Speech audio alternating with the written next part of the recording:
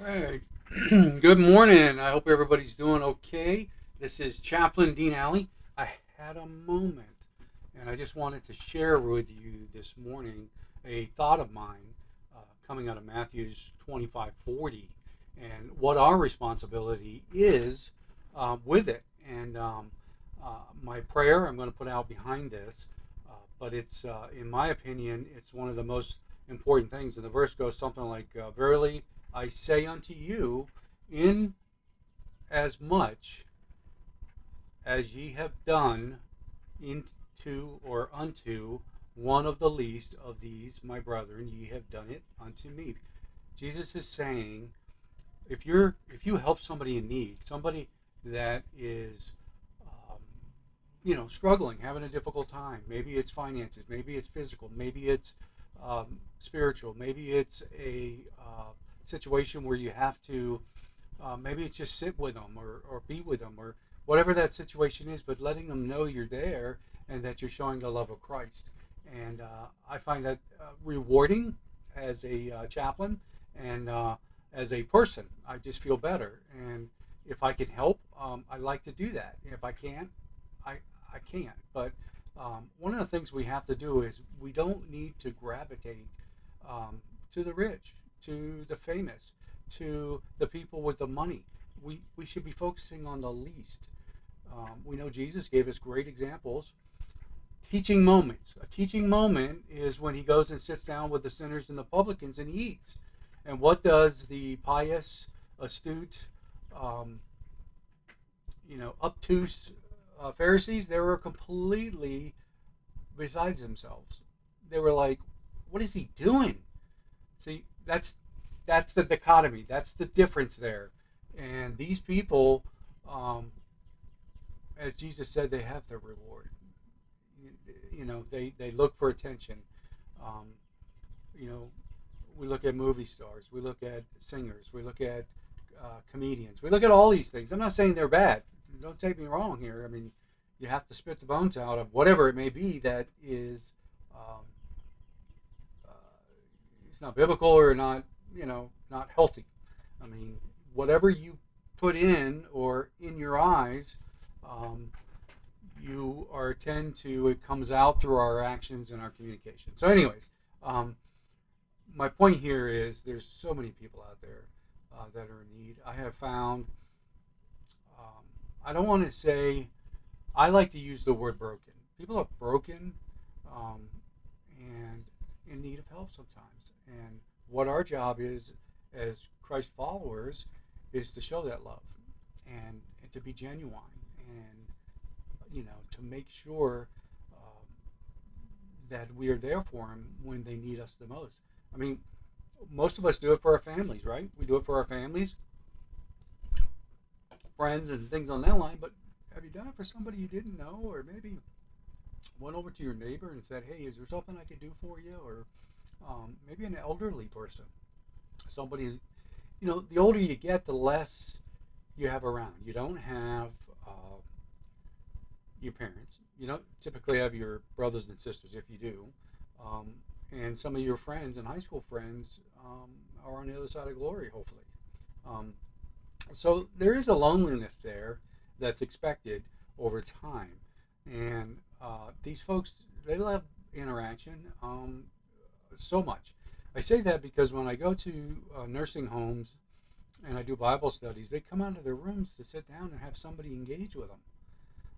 When I was growing up, my mom worked in a nursing home, and it was like 3 or 4 stories, and I would go after school, and I would just hang out with her. Well, number one, my mom was, I was a mama's boy, so, I can't say anything different. God rest her soul.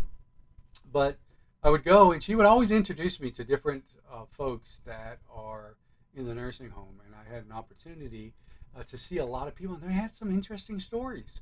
It was incredible, and later on she did more home health care overnights and things like that. So I would meet people in their homes, or she would take them and put them in a car, and she would drive them around, get an ice cream, or drive them around, or do something. But she would do that with joy and laughing, and it is a great recipe for all of us, to be joyful in those things. And I think that when Jesus talks about the least, he's not telling us to focus on, all these famous people and these people you see on TV and all these people that are looking for, likes and comments and things. I remember my both grown daughters now, but I remember one time my daughter said, "Well, I'm mad." And I said, "Well, what are you mad about?" She said, "Well, I only got like X amount of likes on a photo or a comment." And I was like, and this was probably, gosh, 10 years ago or more. And I was like taken back. I was like, "You're really focused on likes?" That's what we see today on our social media. We see that with the things that we put out, and um, it I guess it's a or it's kind of a social media digital high, maybe. I don't know how to. I'm sure there's a technical term.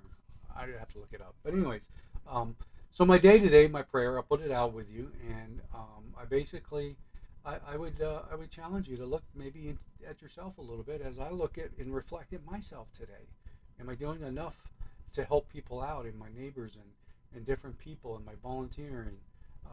Am I working in my church? I mean, Colossians talks about that you're working unto God, not your boss, not your wife or husband or whatever. You're working unto Him in Colossians. Colossians talks about, and we should do it with all our might, and and not do it at half speed. We should be doing it at full speed and giving our best when we can.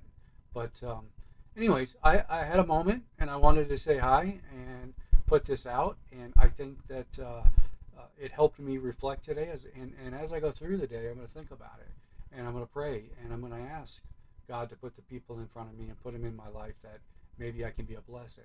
And you never know. Sometimes a simple word turns an individual into a positive situation. And a lot of people, I see a lot of people that are in dire need of help. Typically, um, I feel like there's nobody there. There's nobody to talk to. And please reach out to me. I'm available. If I can help, I'll help, and I'll do whatever I can to help with you. If it's only a prayer, if you don't want to meet, just send me a text or send me a prayer. Whatever. I want to pray for you. Whatever specifically you want me to pray for. I will take a prayer over $1 million all day long. Okay. And a lot of people on the other side of this screen is going to say, "Well, I'll take the $1 million." That fades away. That's moth and rust. That goes away. I mean, um, yeah, you can buy a lot of things. Um, you'll have a lot of friends, but sometimes you read these millionaires that win these lotteries that are either broke or in destitute and wish they'd never had the money. So the question is how much is enough, and that's another conversation. However, my goal today was simply just to share a prayer with you from Matthew 25:40. I will put that out in a few minutes, and if you need me, please reach out. And as always, God bless. Chaplain Dean out.